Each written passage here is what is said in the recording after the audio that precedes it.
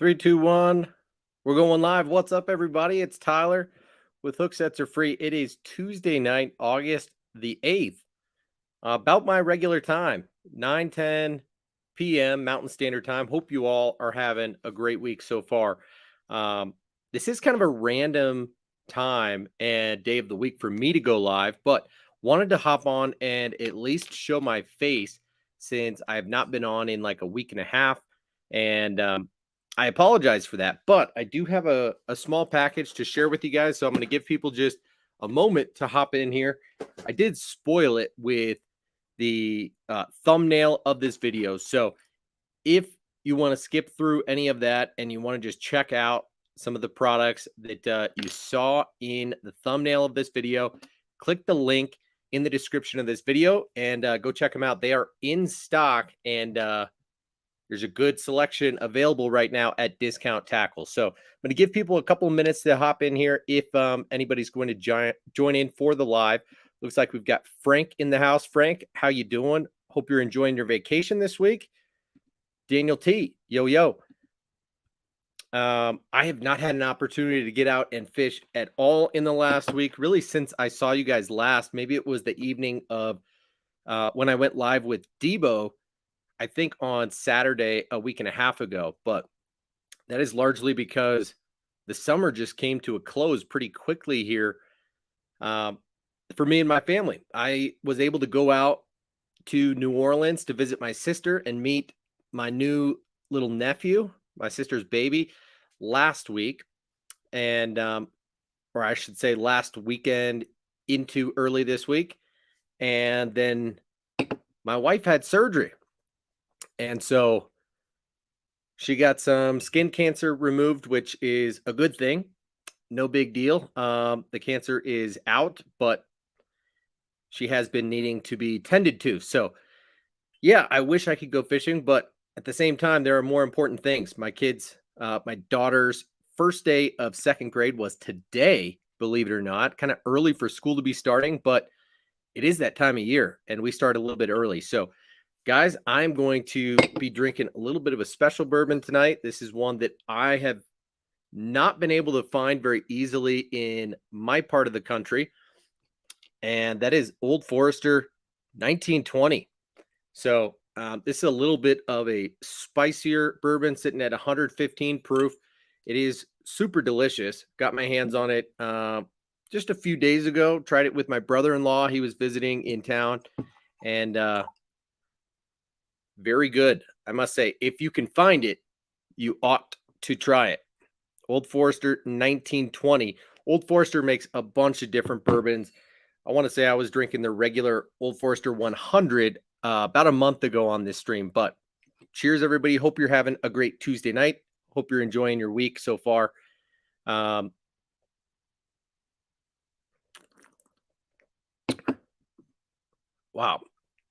Yeah, really good. It's got all of the sweet notes on the front of it, but bites back pretty hard without being overly gassy on the back end. Really, really delicious. So, Midwest Fisherman, how you doing? Good evening to you as well. Yeah, Frank, a little bit of a yikes situation with skin cancer, especially on the nose, but luckily we got it all taken care of. She's just got a lot of healing to do, but I would appreciate any thoughts and prayers in terms of the healing process, that everything goes smoothly and the scar heals nicely. Big Malone, yo. Good to see you in the house. Hope you're doing well. Old Forester is awesome. But this one in particular is a little bit extra special. So at least to me, mostly because it's difficult for me to find readily available. I can find most other Old Forester pretty easily, but the 1920 seems to be ever elusive for me. So when I saw it in stock at one of my local liquor stores as I was going to get some beer a few days ago, I couldn't help but pick up a bottle. And as you can see, I'm roasting through it pretty quick. So hopefully I don't drink too much of it tonight. My brother-in-law decided to help himself to a couple of glasses the other night, but let's open this package and see what we got here. Spoiler alert, everybody. If you didn't already notice the thumbnail from this video, this is going to be heavily centered around the Shimano BFS baits that were just released at iCAST this year. I did make this purchase from the Hookup Tackle last week. So they were the first ones to get them in stock, and I kind of freaked out, was excited to try them. And so I jumped on the opportunity, but did not get first pick on colors. So that said, I do want to recommend that you guys go check out Discount Tackle, because a bunch of other retailers, Tackle Warehouse, Discount Tackle, Susquehanna Fishing Tackle, a bunch of other places have gotten them in stock since then. And they are in stock, and a bunch of other and better colors, in my opinion. And so I've actually made my purchase for Discount Tackle for the month.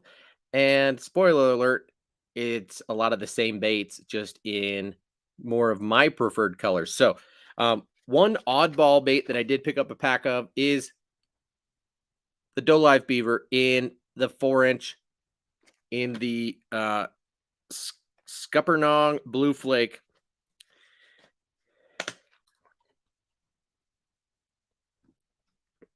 Will I try the new Bronco Bug from Rapala when it is readily available?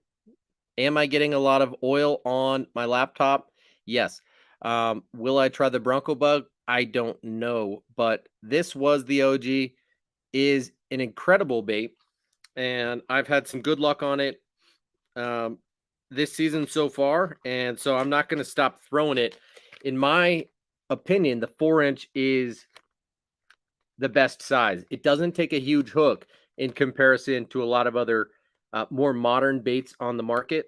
This guy will only take a 3, maybe a 4/0 hook, but even still, then you are running the risk of tearing up that joint section of the bait pretty easily. This is not a super durable bait, but it is a very good one at that. So, you know, it is technically recommended to be thrown on a free rig, but can be thrown a bunch of different ways. And I've gotten bit on it pretty well when swimming it back after, you know, pitching it out like a Texas rig or on a free rig, working it in a higher percentage area, and then swimming it back to me with that aggressive dolphin kick action. It does get bit really well. It has a totally different action than what you would find in other baits. So had to get another pack of the Doe Live Beaver just to have as a bait that I can have in my regular rotation of baits that I take out to either flip with, or maybe swim on a jig, or just kind of work a little bit more unconventionally than I would with a typical beaver or bug style bait. But really like the action on it, and didn't take long for me to develop a lot of confidence in it. So curious, do you guys throw the Doe Live Beaver, yay or nay?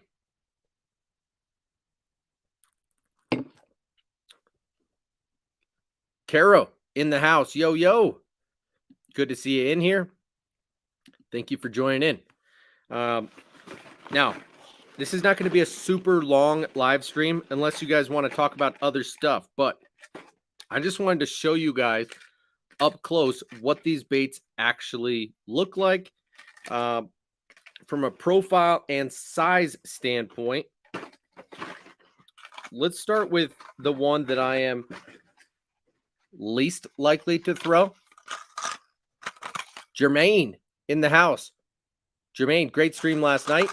Sorry that I was not able to join or participate in the chat. I just saw it up today and rewatched it on the replay. But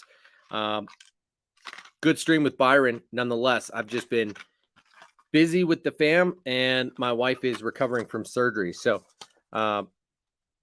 this is the Megabass Griffin SRX BFS. So you'll notice all of these say BFS on them. They're designed to be BFS baits, and they are tiny. This little dude is a 3/16 ounce crankbait that measures just 38 millimeters. So we're talking an inch and a half in size. Look at this little dude. This color here is called Stealth IU.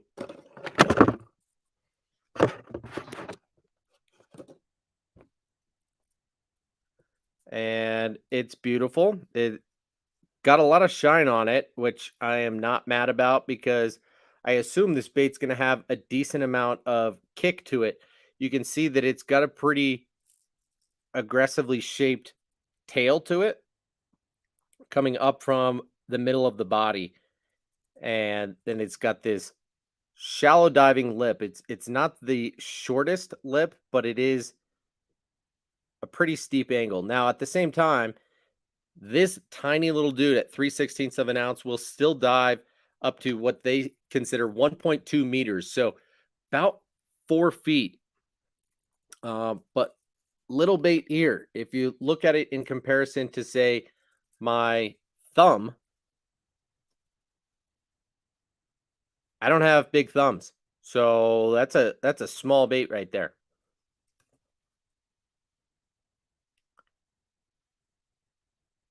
Griffin Bait Finesse SRX. Little bait. Now, I wonder, I don't know if I have my BFS box close by on me, but I'd be curious to compare this to, say, the smallest size of the new, or newer, should I say, Berkeley Money Badger. This is a much wider body, but from a uh, overall size standpoint, it's not that far off. So, kind of like the Money Badger, it's got tiny little hooks on it. I want to say these are like a size 8 treble hook. Tiny little bait. 3/16 ounce still is on the heavier end of BFS. Now, um, we've talked BFS before. This is the setup that I use. Um, you'll see that I just have a tiny little wacky rig here with a size 1 wacky hook on there, and a Zoom swamp crawler. But the setup that I use is a Dobbins Sierra 650. This is their 6'5" one piece ultra finesse casting setup. So it's a light power, moderate action, and an extra fast tip. Handles lures in the 1/16 to 5/16 ounce range, but I've got it paired up with the Shimano SLX BFS. Um, it has a relatively shallow spool, but not nearly like you see with some of these other BFS reels coming out. And it's much more cost effective. It's difficult to find the SLX BFS stateside, so you do have to shop overseas to be able to find it. But overall, this setup was, I don't know, that 250, definitely less than $300. So pretty affordable in the range of BFS. These days, BFS is still relatively expensive, but super quality setup. I've caught a bunch of fish on this setup already, including a couple of, well, at least one giant catfish, like a 6 to 8 pound catfish. Took me on a wild ride on this little setup, ultralight, but have caught a number of bass in the range of tiny to about 3 pounds. And I'm liking it quite a lot so far. So tell me, are you guys BFS fishermen yet? Are you seriously considering it or not? Um, and Daniel, are you adding my affiliate link to that or not? You need to add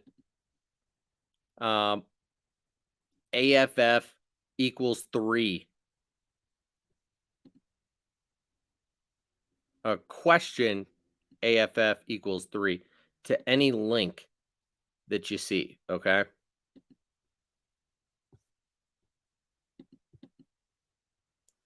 This is the add-on.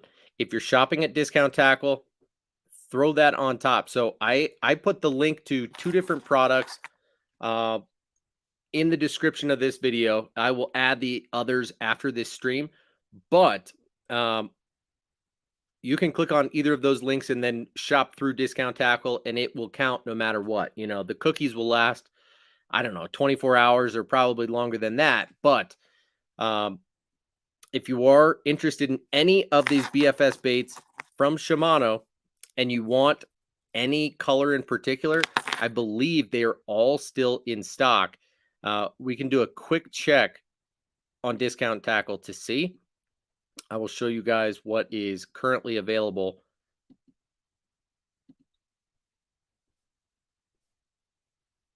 So right now we are looking at the Griffin SRX, okay? And as you'll notice, every color is in stock. This Stealth IU is what we're looking at right now. They've got some fantastic colors. So I do have other colors of some of these baits coming to you shortly in this month's Discount Tackle unboxing.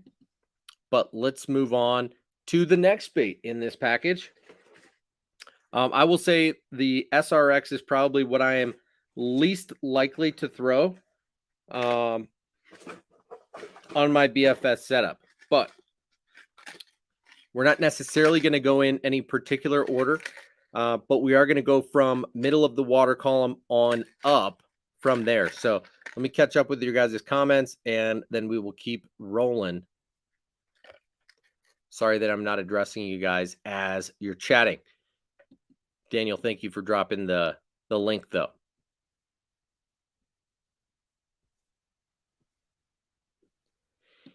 Yeah, Daniel, there is a mid diver, the MRX, which I did not pick up.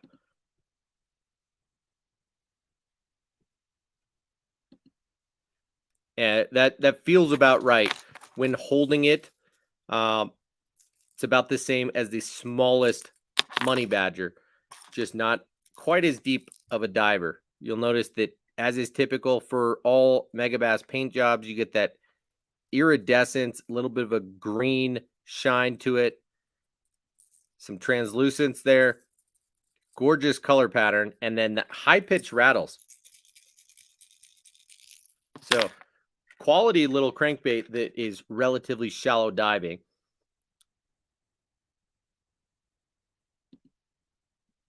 Yeah. So the SLX is out in Japan, but they have not released it stateside yet. So you do have to kind of go hunting for it.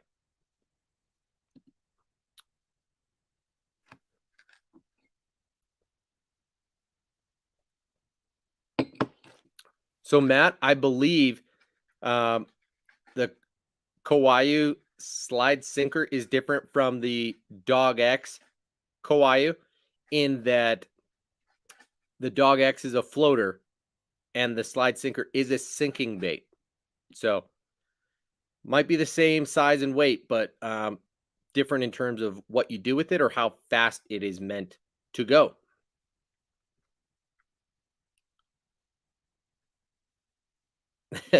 So ultralight spinning does not count as BFS, right? Because it's bait finesse system, bait casting, but it is still similar. I used to throw a lot of ultralight spinning, and I still do, but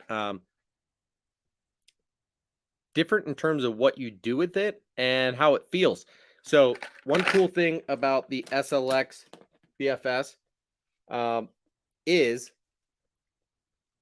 that it has that clicker drag. Okay. I know that's not super important to everybody, but I quite like it. You know, that's one of the things that I really do like about the Zillion from Daiwa. Is a clicking drag on a bait caster. It is still super rare, and fun to play around with. You know, it's good to know when your drag is slipping and to be able to hear and feel the drag screaming a little bit. So yeah, ultralight spinning is still respectable, and it's a fun game to play, but a little bit different. Now, the advantage is that you can cast further with the spinning setup, but bait casters are more fun, right? Let's be honest. You're right, Matt. It is the original BFS.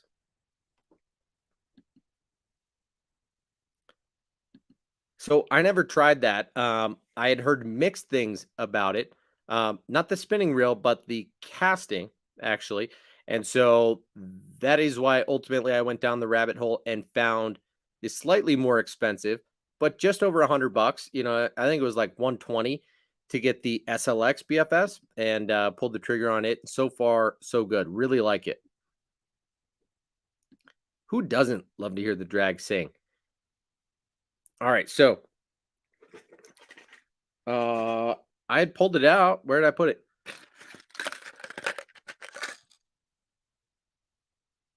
Here she is.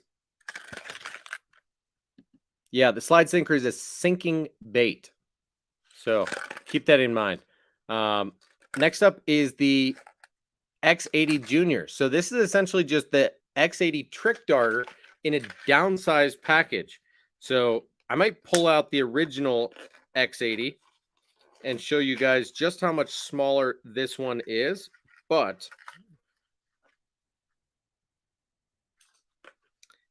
this dude here is a 1/4 ounce, so definitely on the higher end of the weight spectrum for a BFS bait, but 65 millimeters, and it's a suspending bait. Does not say how deep it goes, but if I had to guess, we're talking in that 3 to 4 foot range. And you know, this is the French Pearl OB color, so classic color here. They won a bunch of tournaments a number of years ago, and want to see if I do have this bait.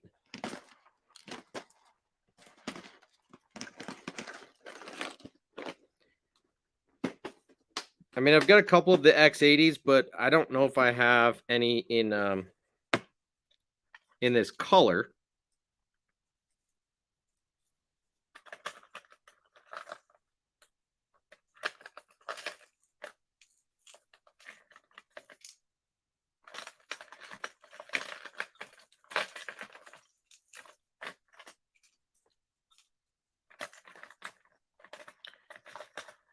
Sorry if you can hear my phone just popping off like crazy right now. So here's the original X80, and here is the newer X80 Junior, which should be called the X65 if we're being honest.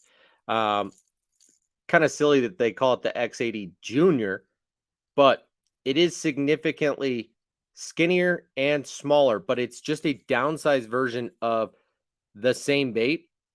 So very aggressive darting bait, and it does have the same weight transfer system,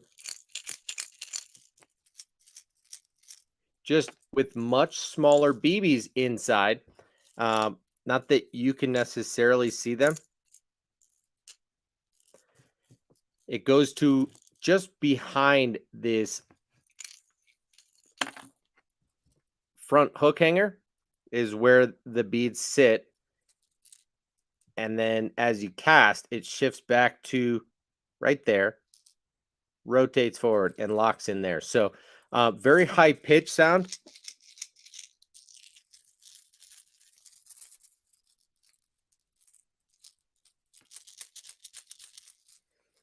Tiny little bait. 1/4 ounce though. I got to say, I'm a little bit surprised at how heavy it weighs for its size. So next up, also in the jerkbait family, is the X70, and this bait is upside down in its package. Doesn't matter because I'm taking it out immediately. But the X70 seems to float my boat a little bit more. And I will say, partly because of its slender profile, which is a little bit more like 110-esque, but um, also because it runs shallower in the water column. I believe this deal only runs some 2 feet deep. So I am really excited to see how this thing operates. Um, and it's going to be a little bit more subtle of a bait, more one that you would run in current or on a straight retrieve than on a twitching style retrieve, although you can do both with it. See, it's got that really narrow bill, but essentially this is just a downsized 110 or 110 junior. And let's see if that is actually true. Now, here's the Vision 95. I don't know if that's going to be a great representation, but take a look at these dudes side by side. You saw me get the Vision 95 recently, and from a profile standpoint, it is very similar.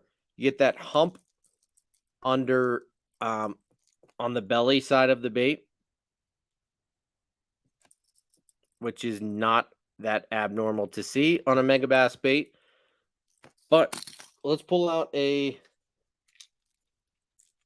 110 junior.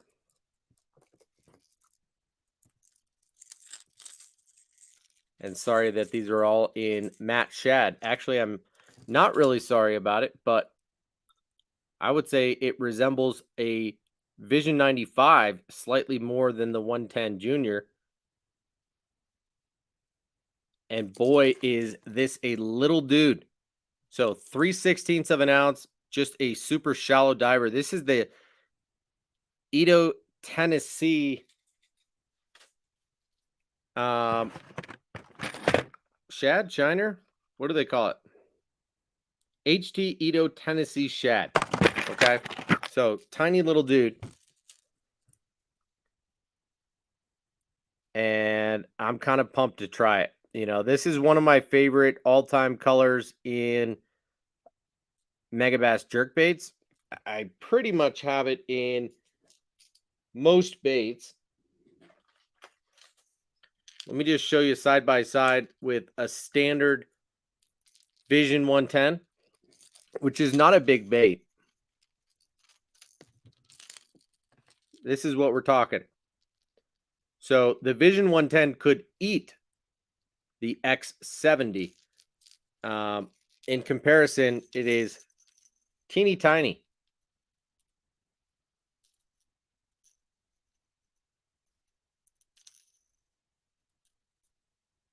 That is side by side. So pretty cool. I'm excited to give it a whirl, but really tiny little dude. Right into that same ballpark as like a Lucky Craft Pointer 65, which you guys know that I throw a fair amount when it comes to trout fishing. So I'm very curious to try out these new X70 and X80 jerk baits. You know, size wise, they are the same. The X70 is a little bit longer, but more slender than the X80 Junior. The X80 Junior is a taller bait and a slightly heavier bait because of the weight transfer system, but you're going to get a more aggressive darting action out of the X80 Junior and a slightly better swimming bait and shallower diver out of the X70. Okay. And then the last two, I see myself throwing quite a bit more than the others, but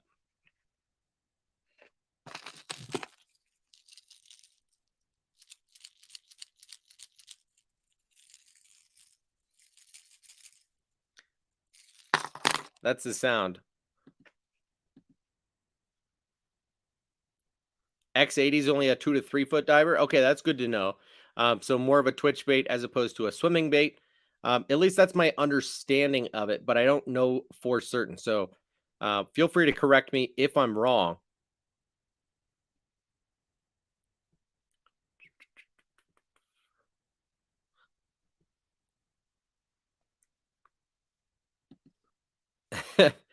No, you're not the last one.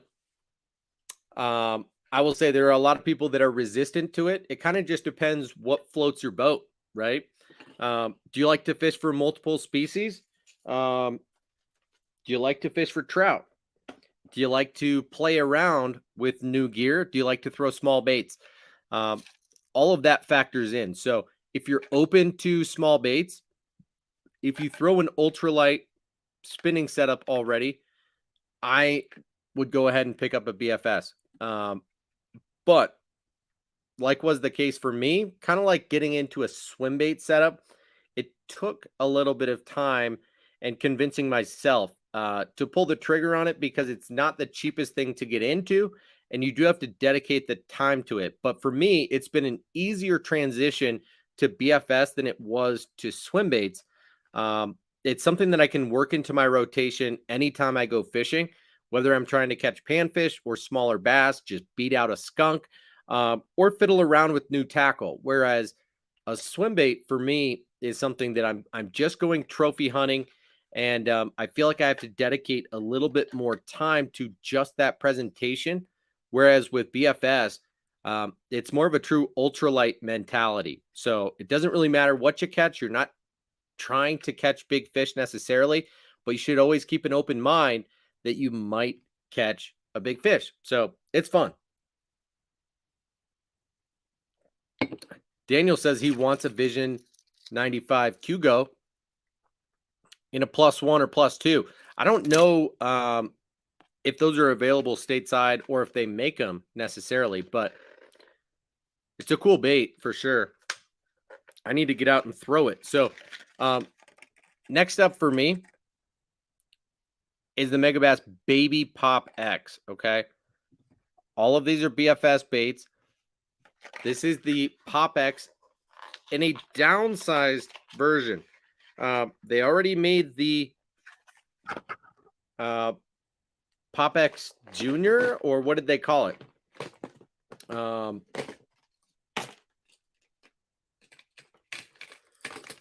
I've had a lot of success on the junior size of this bait.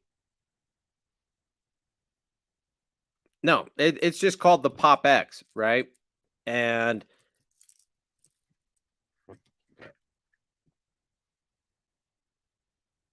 the Pop X is a 1/4 ounce popper. It's the downsized version of its bigger brother. And in my opinion, this is a killer bait. So, given the success that I've had on the Pop X, I figured what kind of fish is not going to love an even smaller version? Here, we're back to Matt Shad. I have fallen in love with Matt Shad as a color, as you guys can tell. But here's the size difference between the Pop X and the Baby Pop X. Same body style, but just in a little downsized version. It is virtually silent, just has a little bit of a weight shifting rattle in it. But tiny little dude. And this is a clear color with a little bit of flash in there that you can see more from the bottom. It's a lot of transparency in it, so you're not going to see the full profile, especially from the side. This is a cool color pattern that they call HT Shirasu. Okay. HT Shirasu. And the Baby Pop X, I think, might end up being the one out of this whole bunch that I throw the most moving forward when trying to imitate little tiny fry or even bugs on the surface if panfish and or bass are blowing up on the surface. So I'm excited to have this one. And yeah, this little dude weighs a measly, 3/16 of an ounce. It's a 50 millimeter bait. So I wonder if there are any other baits that that compare size wise.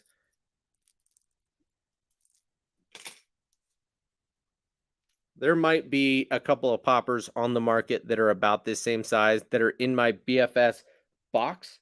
Let's see. Yikes. Just found my BFS box, so right on. I can show you a couple of these baits in comparison, but say here is the tiniest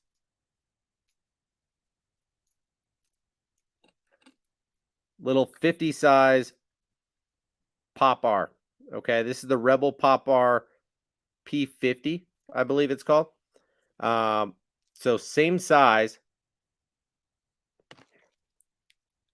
and same as what you'd get in the Rapala Ultralight Pop in their 4 size.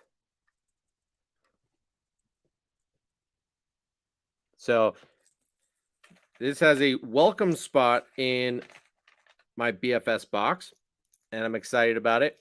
I do have one, if not two more of those coming. Now, let me show you size comparisons of some of the other baits that I have gotten. Here is the Money Badger in its smallest size next to the SRX. Okay.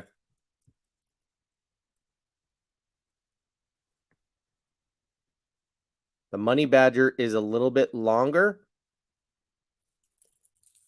and dives just a little bit deeper, but they are very comparable baits. And I will say this baby Money Badger was one of the first baits that I threw on my BFS setup, and it threw really well.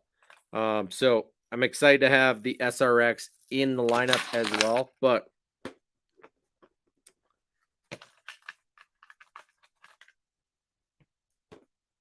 here are two of my favorites. This is the Lucky Craft Pointer 65 next to the new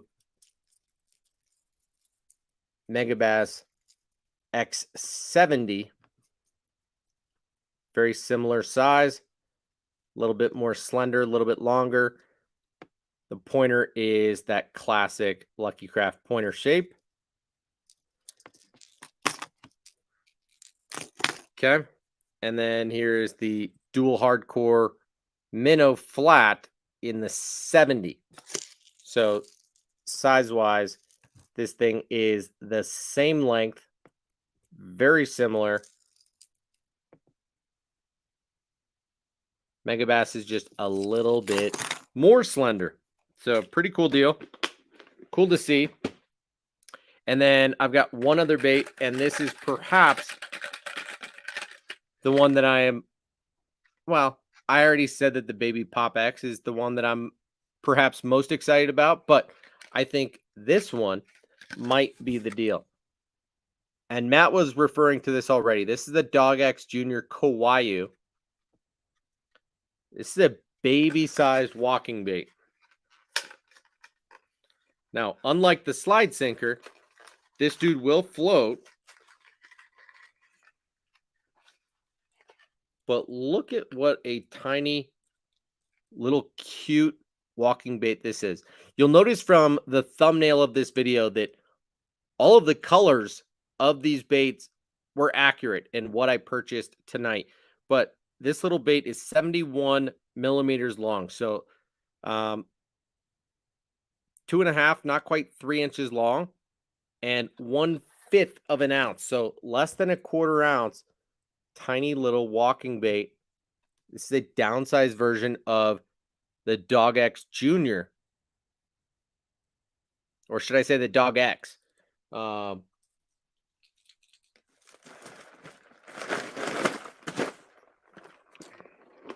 Dog X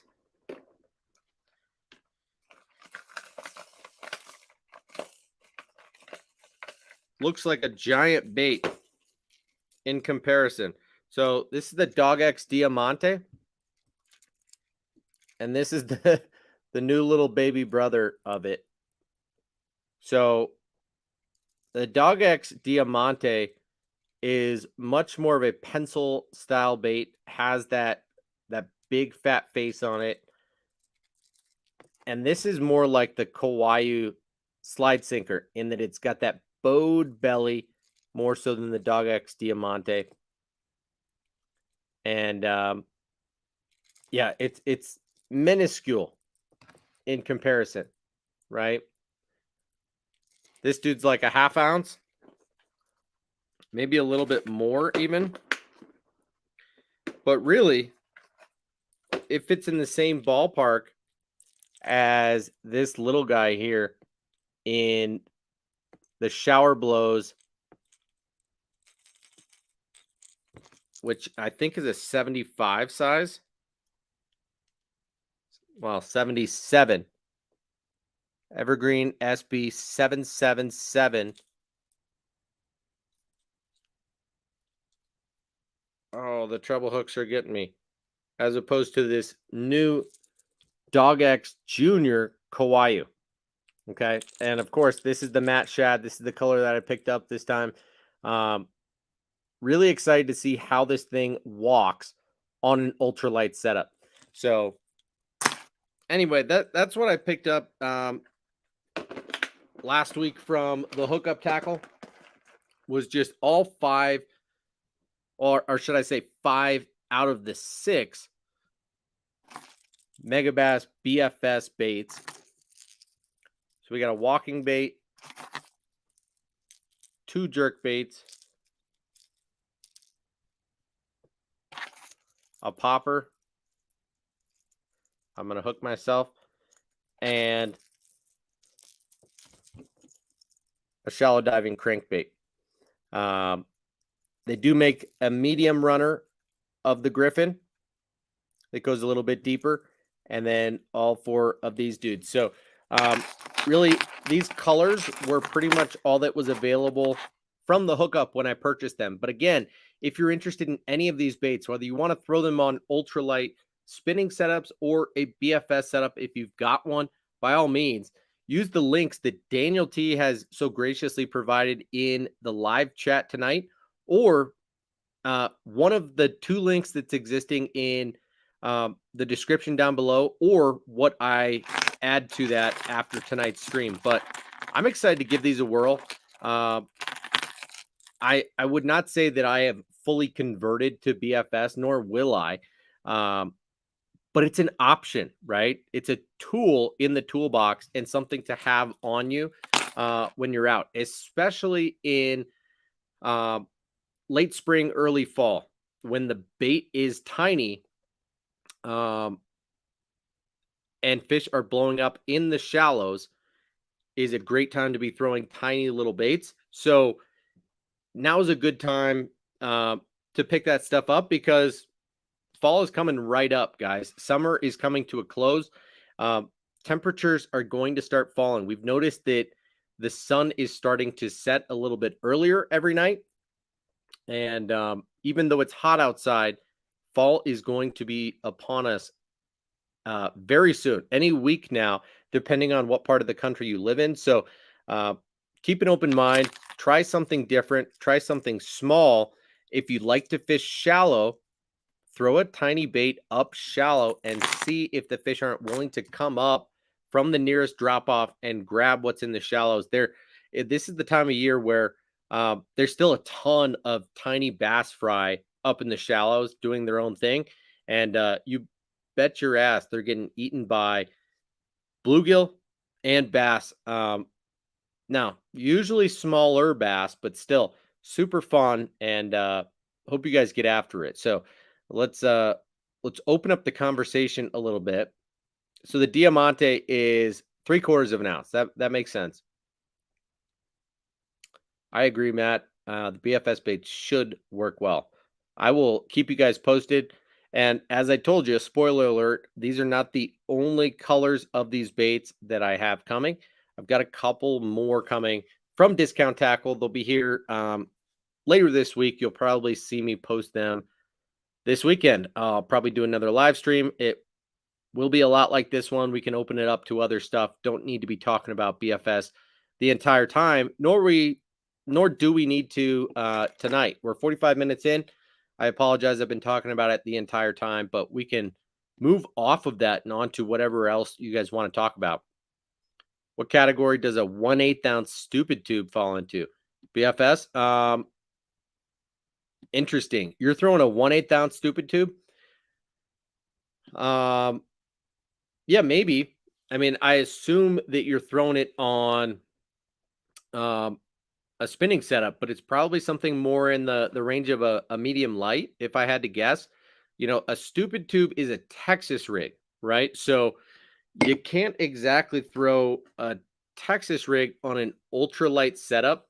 You're not going to set the hook properly. You do need either treble hooks or an open hook type of setup. So it is more true ultralight. So you could throw a drop shot on a really lightweight deal. You could throw, a free rig depending on the type of hook that you're using.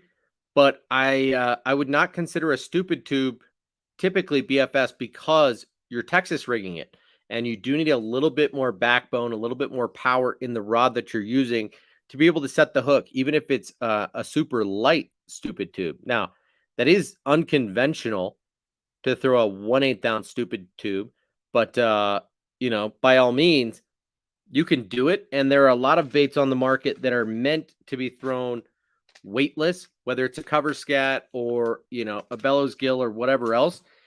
But the bait itself probably weighs a 1/4 ounce, so it's not like your whole rig is an 1/8 of an ounce. We're talking at least 3/16. Uh, Probably more like a 1/4 to 3/8. But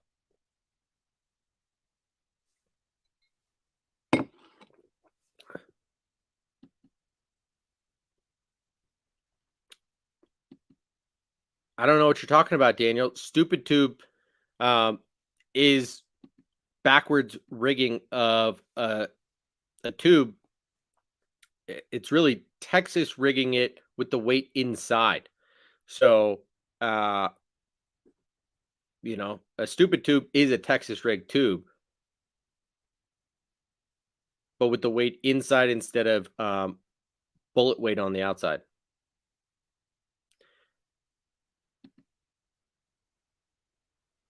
Tatula SV and a medium heavy. Yeah, so not a BFS, but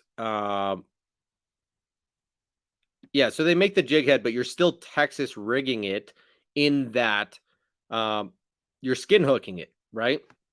So you got to thread that weight into the head of the tube, but then the hook itself is coming out the back and then skin hooking the bait. So you have to set the hook as if it's a Texas rig. You have to lay the wood to them a little bit.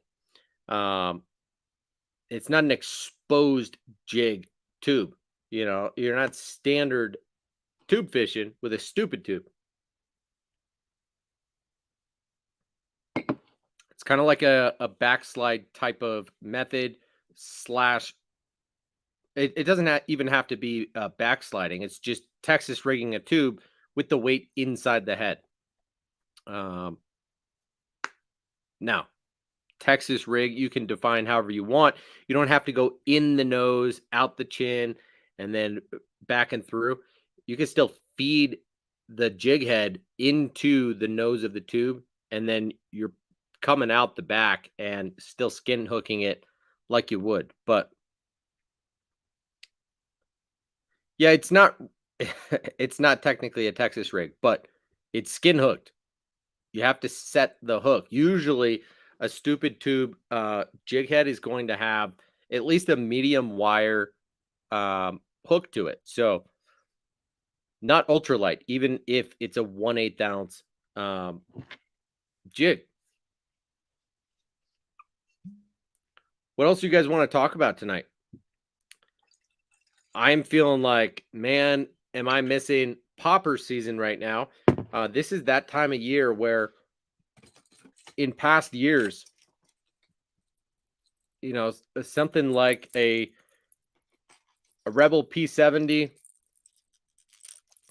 or a Rico, very different sound profiles, right? You get that one knocker that's deep and quite a bit more subtle in the P70 than you do with the Rico. The Rico has those multiple chambers, but is meant to be fished a little bit faster on the surface of the water in a chugging style retrieve as opposed to walking it.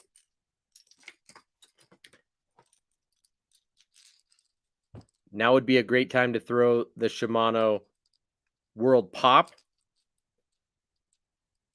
for more of a blooping style retrieve, something that sits a little bit more level on the surface. The P70 is going to sit tail down pretty aggressively. You kind of have to tighten it up before you bloop it. And then, of course, like I said, the Pop X from Megabass is great. There are a lot of really good poppers on the market, but now's that time of year where frogs and poppers do really well. I told you guys that recently, not only have I been frogging a little bit, but I've been punching, and had some pretty good success with it. Where fish are coming up and blowing up on a frog, but not engulfing it, taking it down. Um, I've been able to pitch, flip, and punch into not super heavily matted vegetation. So anything with like a 5/8 to 3/4 ounce tungsten weight has been enough for me to get through. I don't need to be throwing a ounce and a quarter or 2 ounce weight to get through this stuff. And I'm not fishing deep enough water to where it really matters. I'm just trying to get through to where the fish notice it falling through and then can actually come over and check it out. So then when I start to pop it a little bit, then they grab it right away, can set and bring in a whole bunch of grass with them. So that's a super fun way to fish this time of year. If frogging is not working, punching is a great option where you've got matted vegetation. But a chatterbait will work most of the day. Has not been fantastic for me this year for whatever reason. But how are you guys catching them right now? Why don't you let me know?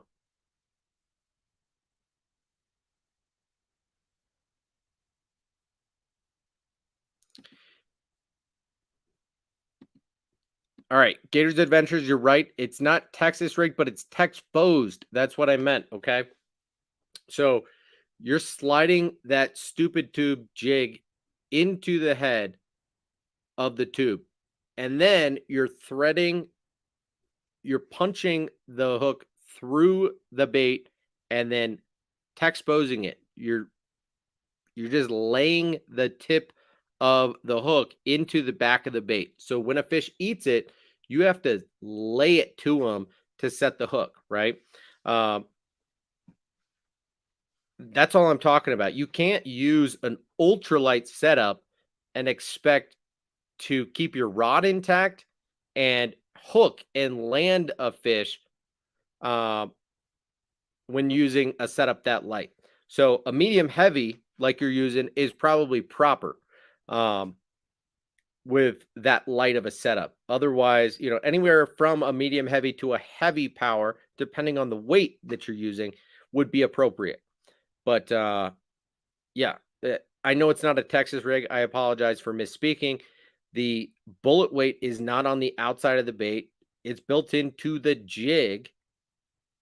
So you're threading the weight into the nose of the tube and then usually popping that line tie out and then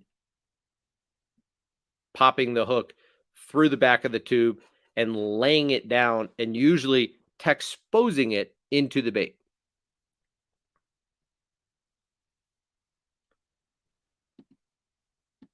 I got a new job. Pretty excited about it.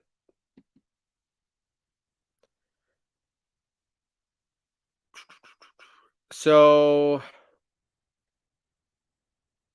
I will say I saw it, but I didn't look at it super closely. Um, yeah, it definitely looks bigger. If I'm not mistaken, didn't they say it's like an ounce and a half? Like super heavy scat style bait. Definitely a bottom fishing bait. But yeah, I don't quite know what to make of it, right?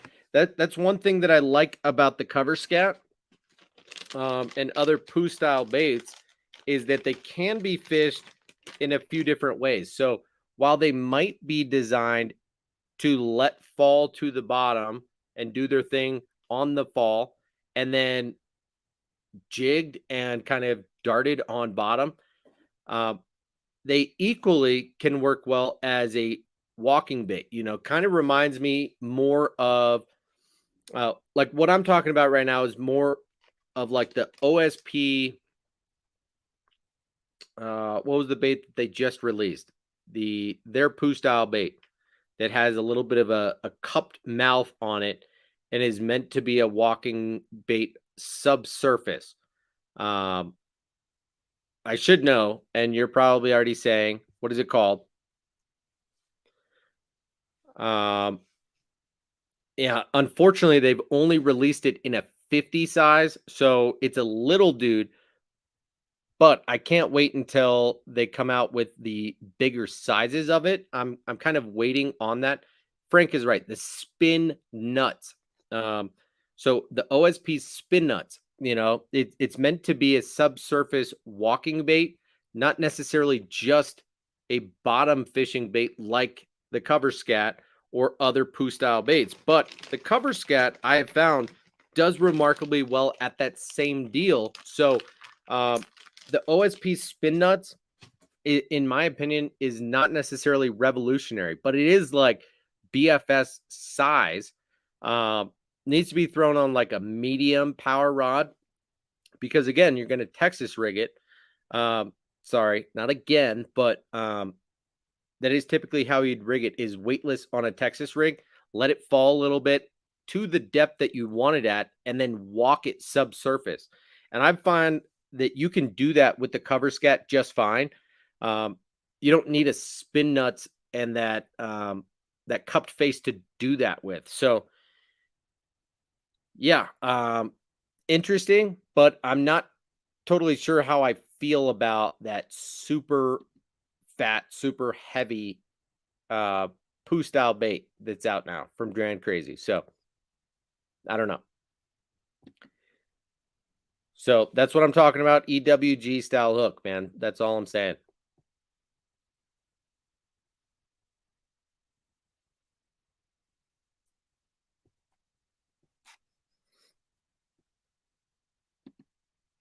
Nice, dude. Flat 75X is a good bait for sure. It is just about flat side season. Um, and I did not take advantage of that time of year. Well, I tried to somewhat, but it kind of passed me by in Colorado, right? We went from really cold and not just cold temperatures, but the bass not doing much to all of a sudden them chewing and it like flat side passing us by to a certain extent. So yeah, hopefully flat sides this fall will be a good time. Dude, Caro, let's not pretend like you are in Phoenix or California where say the hookup tackle is in Phoenix. They've had record highs all month last month, like 120 plus a lot of days. And that is absolutely brutal. But that said, it has been warm the last few weeks, um, record setting in a lot of places. So, yeah, that's totally fair, Matt. You fish heavier current, you want to get to the bottom quicker. Makes sense to use a super heavy bait like that. Um, but that said, the cover scat is already 5/8, almost 3/4 of an ounce. You throw a hook into that, and it's going to get down there relatively quick. But the heavy current does make a difference. So I hear you. I'd be curious to know kind of how it goes for you. Yeah, that's kind of crazy, Frank.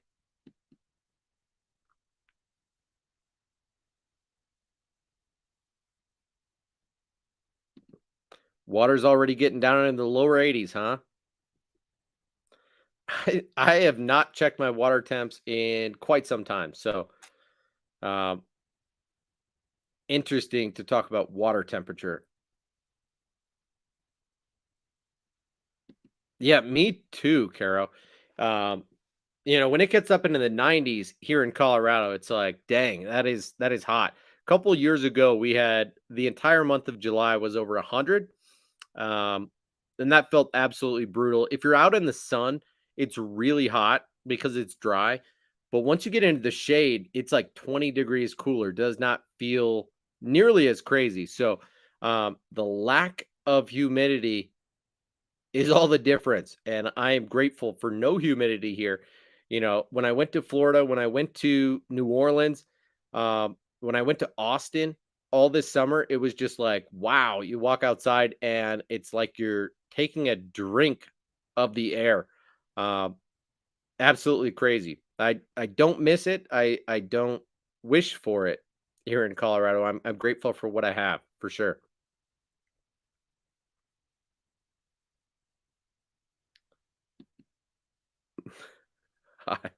Yeah, I would not either.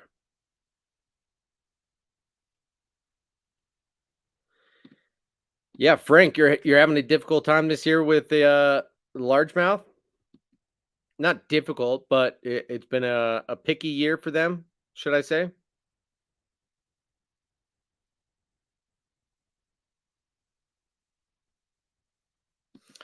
Yeah, I don't know if many of my waters make it into the 80s either, but it was crazy when I was in Florida over a month ago. The water was definitely over 80. Um, it was insane how warm, borderline hot the water was. Did not feel refreshing. I had no interest in dipping my toes even into the ponds that I was fishing. So now the ocean, on the other hand, felt kind of nice, but warmest water temperature in Colorado is 73.4. That's funny that you're able to access that. Yes. No, it is something to be grateful for. It's fantastic, actually. The shade is a real thing here. No, I did not.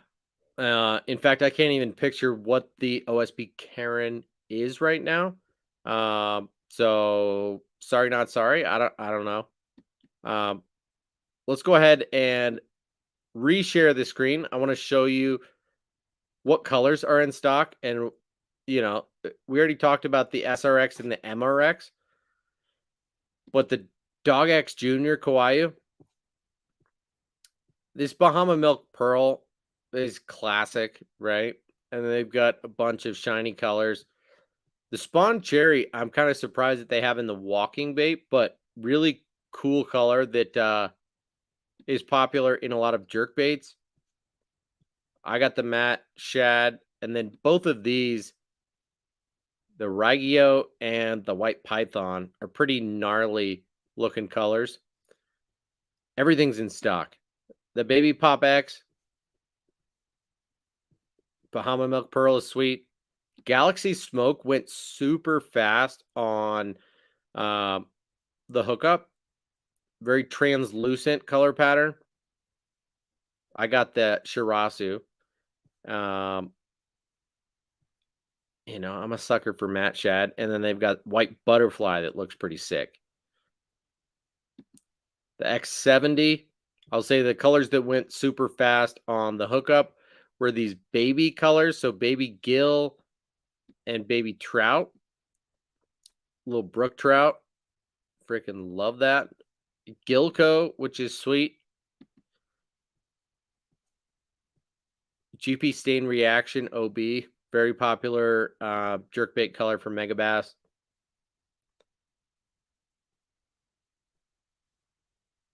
and the X80. Similar color patterns, but they don't have all the same ones. There's the Spawn Cherry. I got the OB. They've got Invisible Wakasagi, which looks super natural. Shigeo, which looks to be very translucent. And then Baby Kingyo, which is already sold out. So that's the one sold out color already. I don't think anything else was already sold out, right?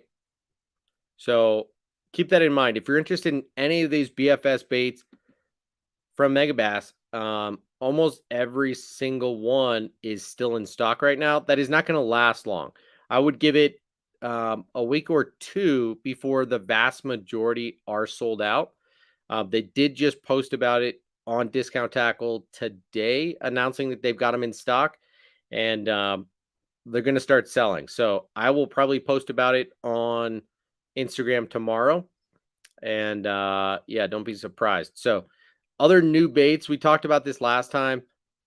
Depths is new to Discount Tackle. So a lot of different depths baits, from their iMotion baits to their topwater plopper style bait, the Evoke Zero, all of their Evoke square bills, their frogs in the Buster K and Slither K, a couple of soft plastics in the MS Craw, the Cover Scat, the Bull Flat, the Sakamata Shad, all in stock.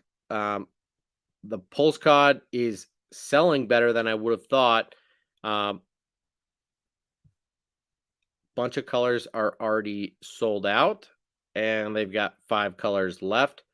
So if you're interested in anything new at Discount Tackle, Optimum, they've got 3 of their swim baits, the Opti Shad, and then the Baby Boom Boom and the Boom Boom line through.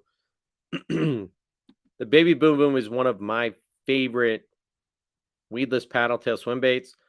Of course, since then, a bunch of other interesting soft plastic swim baits with a lot of good head wag and body kick or tail kick have come out, but this is still really, really good, and one that I'm excited that they have in stock. They don't have a ton of stock. It's like 6 per that are available. You would notice that if you shopped online on your cell phone, you would see just how many are in stock, up to 9.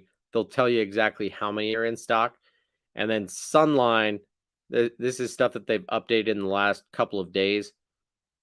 A couple of things from Sunline, the Nomad Squid Trex. That I didn't think that was brand new to them, but maybe they've got new sizes. In fact, I think I bought this Squid Trex from Discount Tackle.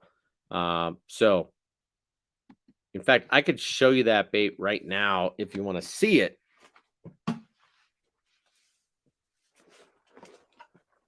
I've got it in the smaller size.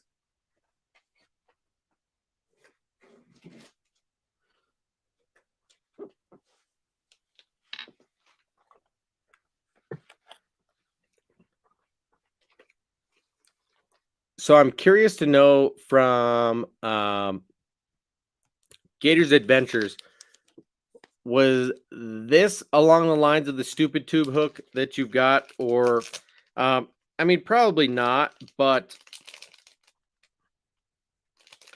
this is the same concept, right? In that you're putting the weight inside the nose of the tube, and then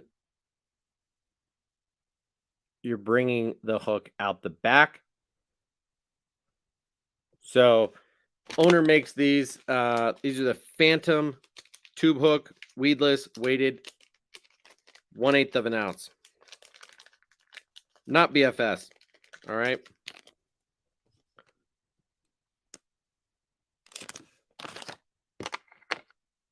Still a cool rig. This is not the stupid tube. Usually it comes on the jig itself, but I've made a video on the stupid tube before. But here's the Squid Trex from Nomad. This is the 95 size, so maybe this was like the original that they had. This is a 1 ounce bait and almost 4 inches long.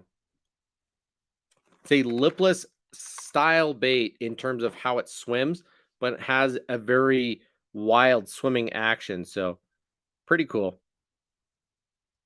Not always bad to have to work for it, Frank, but interesting that the smallies are making it easier on you.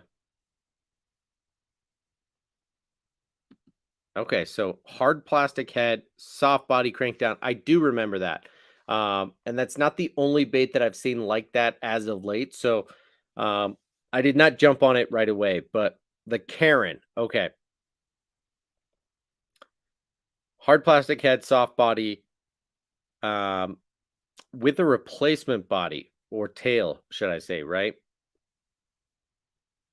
If I had to guess, it would probably help, but I don't know.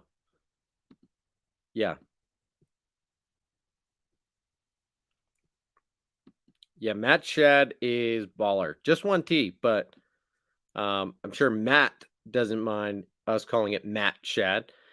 I have not used the Evoke Zero. In fact, I don't have any. Um, I have no Evoke Zero. So when you say, have you used yours? I don't have one, so I have not used it because it does not exist in my arsenal. Otherwise, I probably would have used it by now. But I just have buzz baits and plopper style baits, but not with a metal tail. I've only got the River to Sea, the Berkeley, and the Savage gear when it comes to plopper style baits. But yeah,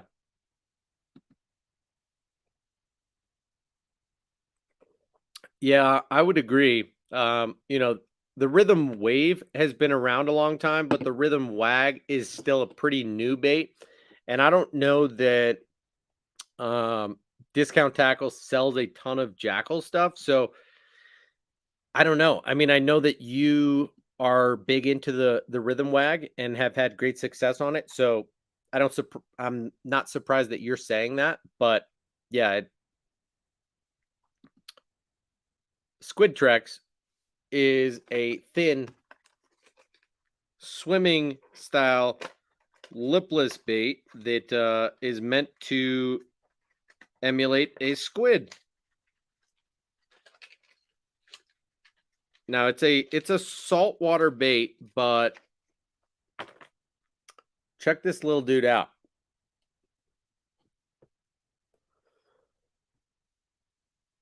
So you tie it on here and it swims like a lipless bait, but it has this wild skirting material on the back, TPE, and it has a unique dual single hook system on it. And pretty cool bait. You've got another hook hanger here if you wanted to put a treble on there, but it's a lipless squid bait and made from TPE, relatively heavy weight, meant to be jigged or swum. So vertical jigging or swimming like a lipless bait, and supposed to be pretty cool. But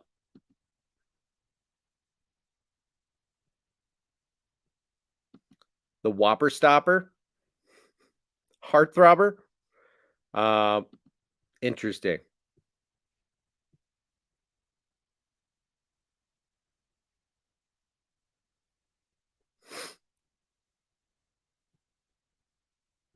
No problem, Carol. Have a great rest of your night. Enjoy your breakfast meeting tomorrow. All good, Gators Adventures. No problem. No biggie, dude. Your medium heavy is proper for what you're throwing.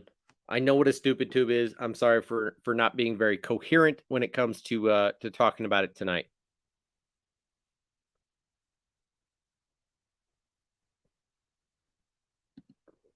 You're probably right, Daniel.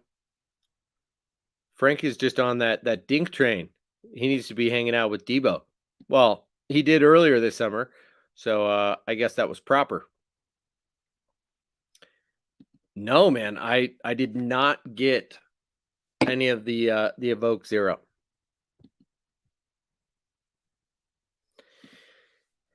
Um, Personally, no.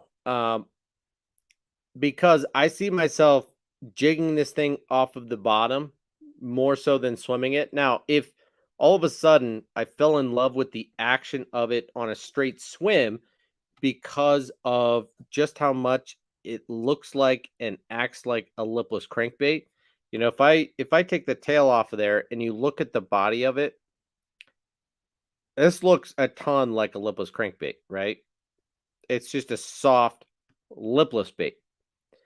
Um, Now, if all of a sudden I notice and think, "Oh, this is a killer soft lipless bait," then maybe, just maybe, would I actually consider throwing trebles on it and throwing it on a straight retrieve a vast majority of the time. So I like the convertibility of it, but that is not how I intend to fish it straight away.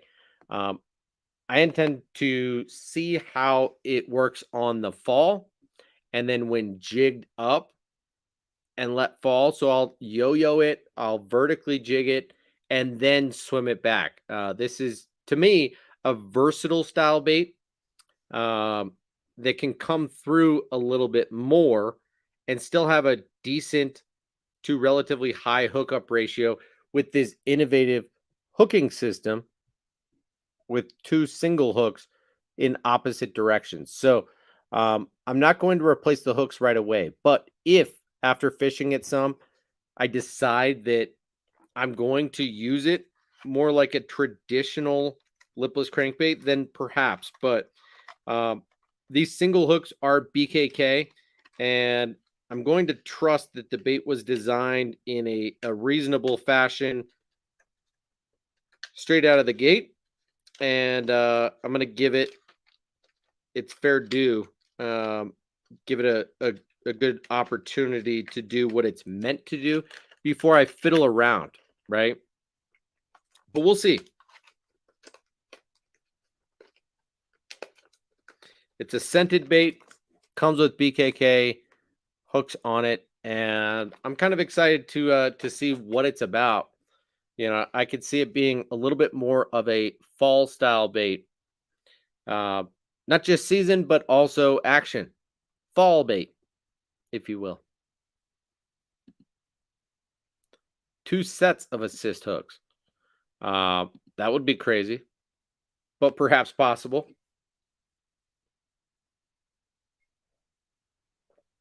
What have you guys been throwing? What has been your go-to as of late? Because as you know, I have not been fishing as much as I would have hoped as of late. I've got the itch and I want to live vicariously through you guys.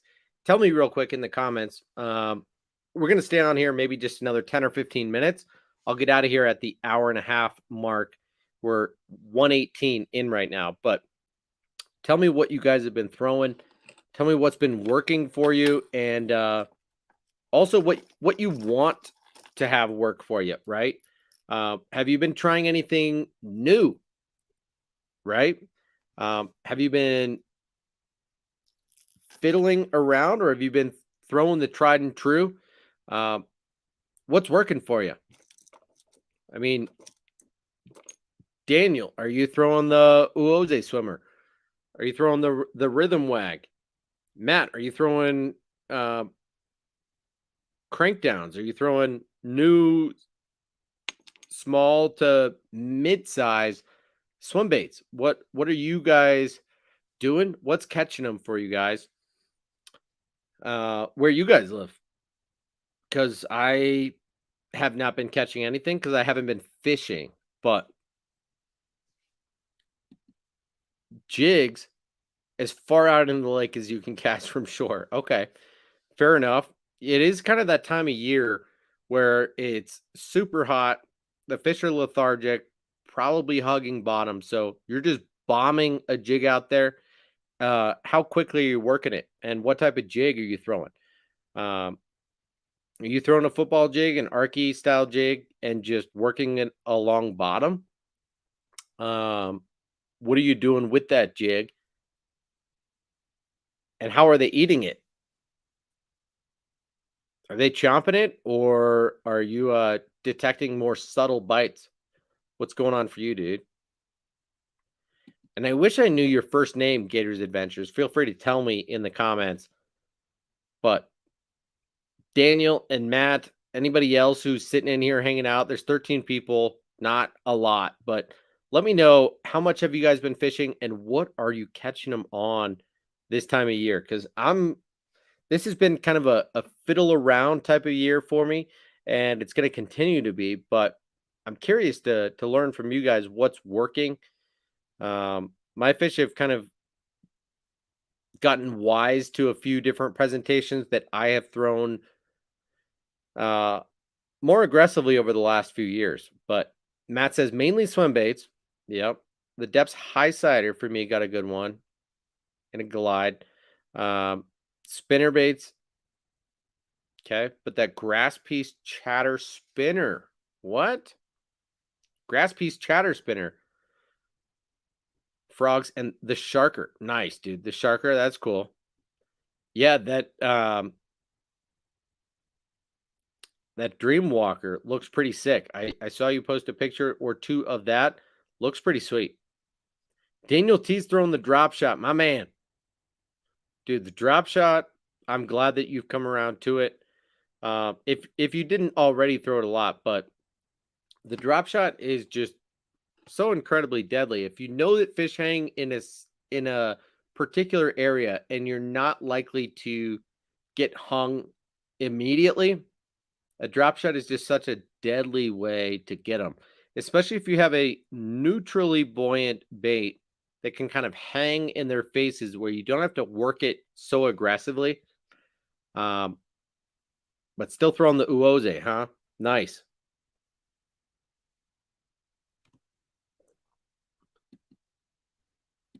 Dude, I'm so jealous. That was me a couple years ago. I've not gone night fishing. I think I've gone once this summer, and that's it. But a couple summers ago, I was going like 4 or 5 nights a week, and it felt so good because I was catching the snot out of them every time I'd go.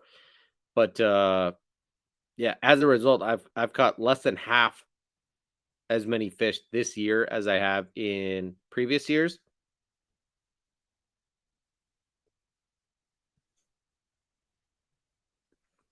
Horseshoe tackle, AJ Mende Magic 0.515 ball.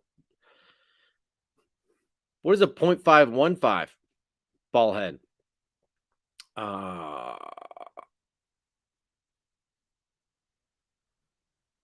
is that a 3/16? Is that a one? Is that a 1/5? What is that, dude? You got me a little confused. And your name is Chris. Okay. Chris. Gators Adventures, Chris. Chris, great to meet you. I'm Tyler. You probably already knew that, but pleasure, dude. Thanks for hanging out. I appreciate it. 5/16. Okay. I should have known that. AJ Mendick, AJ Mende Magic, period. 5/16 ball jig. Okay. 5/16 ball head. That's a great overall size if you're fishing shallow water for sure. Allows you to work it all the way back to the bank. Well, good choice, dude. Ball head jig, can't go wrong. I throw a 3/16 ball head jig a lot, quarter ounce, a fair amount.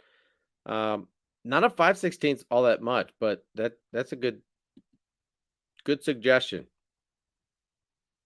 No way, Daniel. Just used the drop shot for the first time a week or so ago. That is badass. I'm super excited for you, dude. The drop shot is not a glamorous presentation. nor is it all that fun to cast, right? It's annoying, but it's so damn effective. Um, so I'm glad that you're actually dipping your toes in that water, dude. It's baller.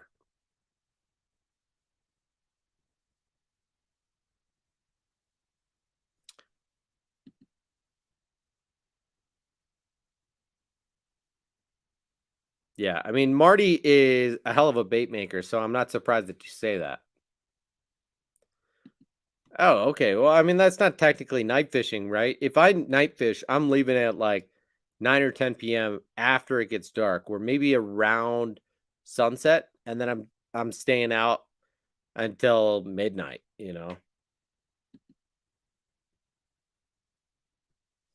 I hear you, Matt. Me too, dude. Yeah, the grass is high right now, right?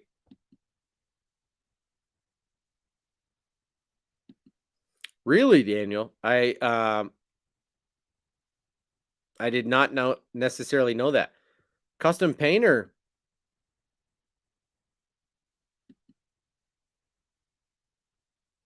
Interesting.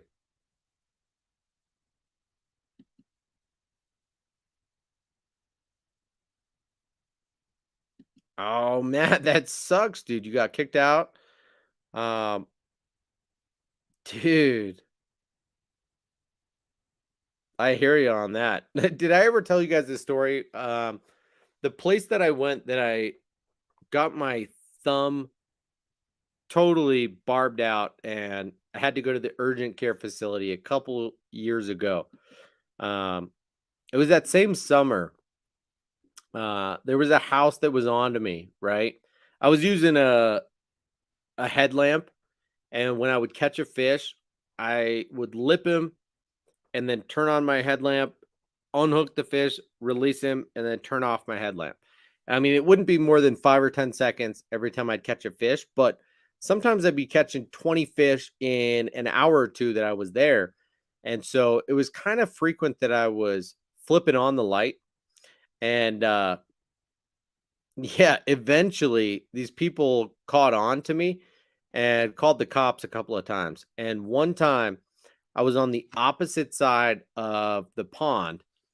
This was on a golf course, and the cops drove up. This is on the other side of the fence, and they stopped, flipped their light around, shined it right on me on the other side of the pond, and I hit the deck on my back. I'm like laying flat on my back, and the stupid thing is my GoPro was recording, and so it's blinking its red light. And I'm just laying on my back, and the cop's light is on me. This has got to be from 100 or 200 yards away.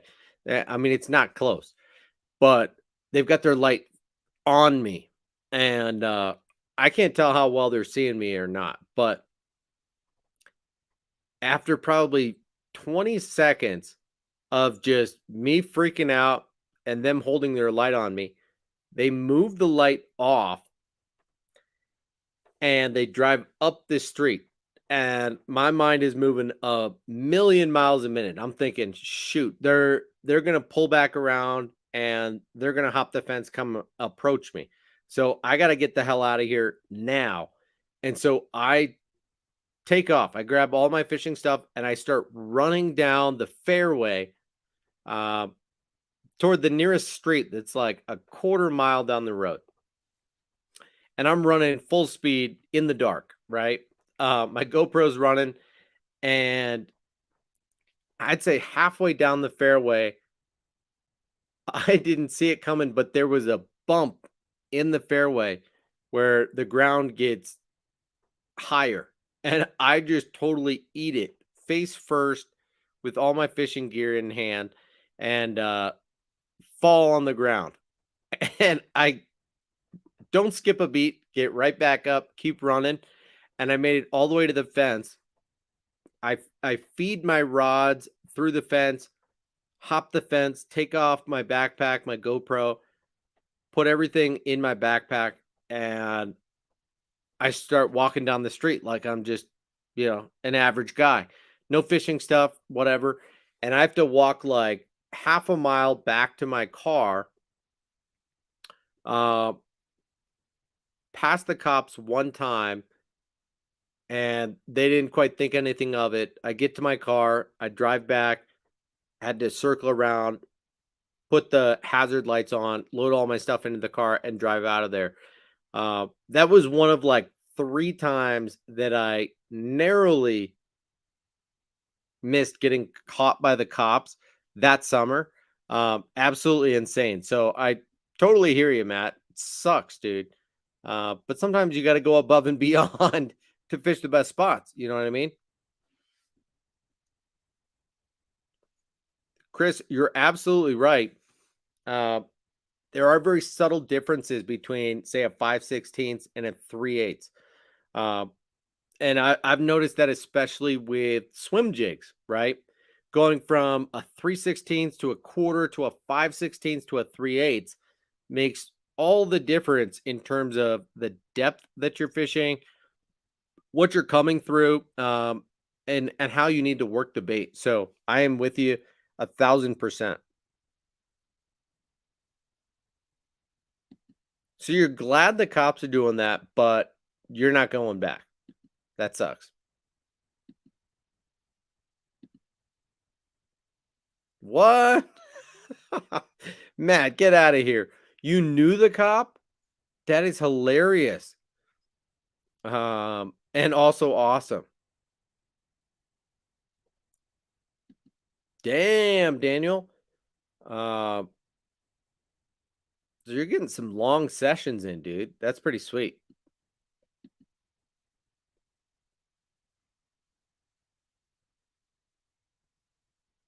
Jigs are a side gig to custom painting. Nice.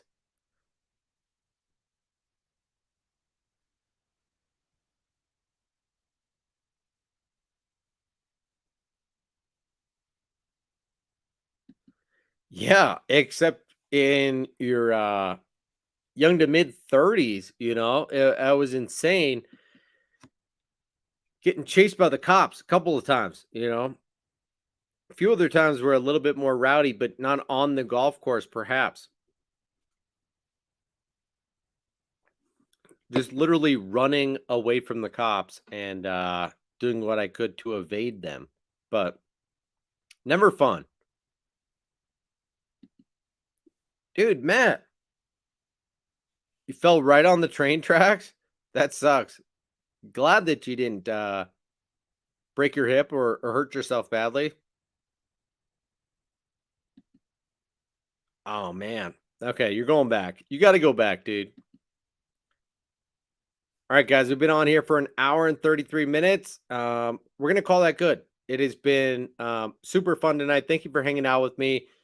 Not a big showing tonight, not a problem. I just wanted to show my face and let you know that I'm good. My wife is good. Uh, but there's a reason that I have not been present the last week and a half, 2 weeks. And that is because we've got a lot going on in our lives. I was traveling. My wife had surgery. My kids are starting school. We're back at it. Hopefully, I'll get out fishing in the next week or so. We'll see about that. Um, I do have a new job starting Monday. So, hope you guys are well. Thank you very much, Daniel. Appreciate it. Glad to hang out with you guys tonight. And hope you have a great rest of your night. Enjoy the week. Hope you guys catch some fish. Peace out. See you soon.